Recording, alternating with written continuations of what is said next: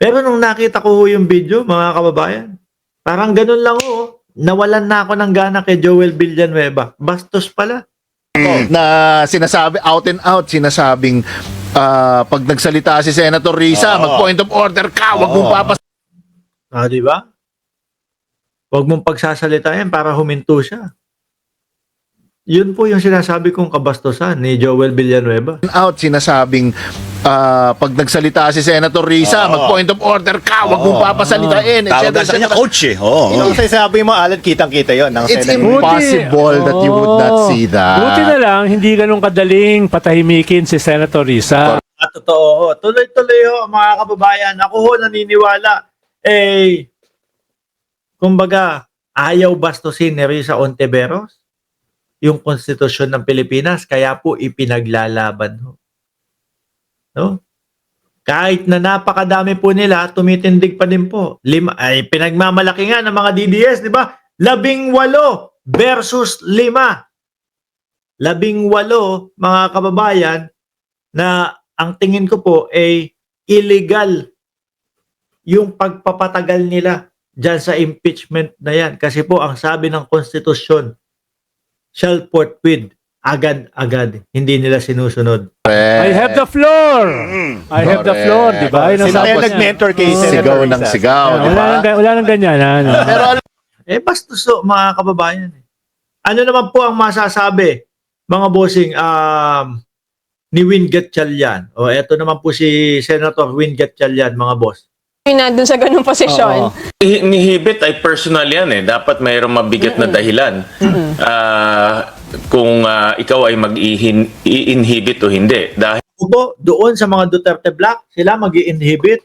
Naku, malabo ho yan. Kahit kitang-kita na ho natin na sila po ay nakagawa na ng kanilang desisyon o nakahusga na ho, mga kababayan, kahit wala pa yung impeachment, malabong mag-inhibit yung mga yan. No? Matitigas ho ang mukha niyang mga yan, mga bossing. No? Unang-unahin mo na yung Bato de la Rosa at si Richard at si Robin Padilla. Biruin mo wala pa, hindi pa naririnig yung mga reklamo at hindi pa nakikita yung mga ebidensya. Haharangan ko po ang impeachment. I-dismiss na yung impeachment na yan. Pero yung pagkasabihin ni Senator Win na mag-i-inhibit sila, wala hong gagawa niyan. Makakapal ho ang mga mukha niyang mga yan. dahil even kami mga fellow senator judges, hindi naman namin pwedeng pa-inhibit ang isang tao. Nasa sarili mo na yan eh. Conviction mo na yan, ika nga. No? Konsensya mo na yan, ika nga, kung kailangan mo mag-inhibit o hindi. No? So, maraming dahilan mag-inhibit o hindi mag-inhibit. Pero conviction mo na yan kung ikaw ay mag-inhibit o hindi. Kayo sir, kung kayo yung nandun sa Konsensya? May konsensya ba yung mga yan? Wala po. Meron. Ang alam ko puro lang Duterte ang iniisip nitong mga ito. Basta Duterte kami, sunugin nyo ako, amoy Duterte ako. Yan lang po ang mga tumatakbo sa isip niya mga yan. Konsensya? Naku po. Yun nga may mga 3 taong gulang na bata namatay, 4 na taong gulang. Ano sasabihin? Collateral damage. Yun lang ho, mga kababayan. Kung may mga konsensya itong mga ito, lalo na si Bato de la Rosa, meron 3 taong gulang na namatay, merong 4 na taon, may 17 anyos na namatay, dumalawa ka lang, 1, 2, saglit lang, stop muna natin to, stop muna natin yung tokhang. Bakit? May mga nadadamay na mga inosente. No? Ayusin natin. Lalaban pa din tayo sa droga, pero kailangan walang mga namamatay na inosente. Kung merong konsensya yung mga yan, ganun ang ginawa nila. Hinto muna. Tapos kapag kaplanchado na, okay na, balik na natin. Wala ho collateral damage. Ganun na lang ho kadaling sabihin. Shit happens. Ganun lang sa kanila. With matching pag-amin ng dating Pangulong Duterte. Suspect pa lang. Uudyukan mo, bubuyuhin mo na manlaban. Di ho ba? Imbis na ho ipapasok doon sa oblo, litisin, pare, manlabang ka na, eto, bigyan kitang barel. No, paunahan na lang tayo. Boss, hindi, pasok nyo na lang ako. May mga may asawa't anak ako. No? Plano ko pa ding magbagong buhay. O kung sakaling gano'n. Hindi. 500,000 lang makukuha namin sa iyo eh. Di ba, Hill o Bordo? O, 500,000 lang makukuha namin sa iyo. Manlabang ka. Para 2 milyon ang makuha namin sa iyo. May mga konsensya ba yung mga ganyang tao? Hindi. Wala ho, mga kababayan. ganung posisyon, kayo ba ay mag-inhibit? Curious lang.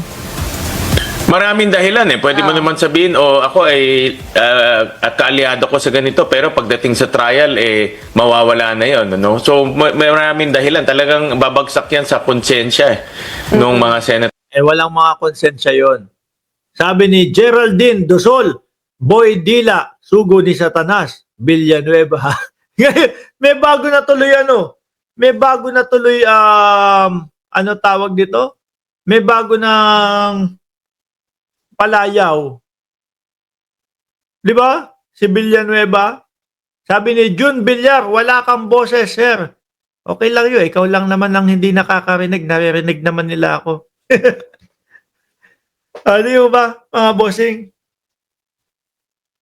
Ay, nako. Mga senador natin.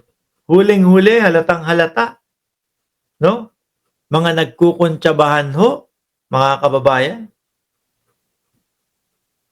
Tapos, ang lalakas pa ng loob na ipamukha sa mamamayang Pilipino para sabihin sa atin na wala na yung impeachment ninyo, talo na yan. Nang hindi man lang ipinaparinig o hindi man lang inalam kung saan napunta ang pondo ng bayan. Nagkukuntsabahan ho sila, no? Kampi-kampihan ho, mga bossing. Ngayon, ano ba itong digong na ito? Iuuwi si digong?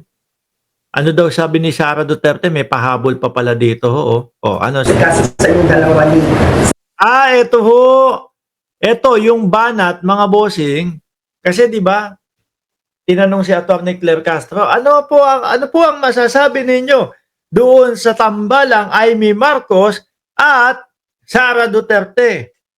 Sabi ni Yusek Claire Castro, labas po ang Pangulo diyan sa kanilang kung ano man yung pinagkakaabalahan nila, no? Bahala po silang maggamitan, isang manggagamit at isang nagpapagamit. Ngayon, tinanong si Inday Sara Duterte, maganda po ang pagkakangiti ni Inday Sara Duterte dito, mga bossing. Hindi ho plastic, hindi po talagang tunay ang kanyang ngiti dito. Pakinggan nyo ho, mga boss. at sinabi din ni Yusek na isang taong manggagamit at isang taong willing magpagamit daw kayo. Yun yung description ni Yusek kasi sa yung dalawa ni Senator Amy Marcos. Nakita nyo, maganda ang